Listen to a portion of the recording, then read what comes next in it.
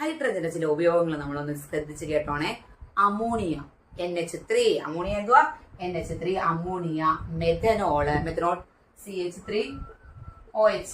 അപ്പൊ methanol, ammonia എന്നിവയുടെയൊക്കെ നിർമ്മാണത്തിന്, വ്യാവസായികമായിട്ട് അതൊക്കെ നിർമ്മിക്കുന്നതിന് വേണ്ടി നമ്മൾ എന്ത് ഉപയോഗിക്കാം? ഹൈഡ്രജൻ ഉപയോഗിക്കുന്നുണ്ട്. അതുപോലെ തന്നെ അപൂരിത എണ്ണകളെ, അൺസാച്ചുറേറ്റഡ് ആയിട്ടുള്ള ഓയിലിനെ സാച്ചുറേറ്റഡ് ആക്കാൻ, പൂരിത എണ്ണ ആക്കാൻ വേണ്ടിയിട്ട് എന്ത് ഉപയോഗിക്കുന്നുണ്ട്? ഹൈഡ്രജൻ ഉപയോഗിക്കുന്നുണ്ട്. അപ്പൊ ഹൈഡ്രജന് രണ്ട് ഉപയോഗങ്ങൾ ഏതൊക്കെയാണ്? അപൂരിത എണ്ണയെ പൂരിതമാക്കാൻ വേണ്ടിയിട്ട് ഉപയോഗിക്കുന്നുണ്ട്.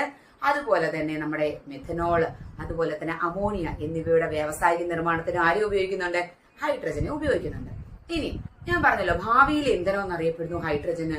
ഹൈഡ്രജന് ഭയങ്കര സ്ഫോടന സാധ്യത കൂടുതലാ കേട്ടോ, ഭയങ്കര കൂടുതലാ.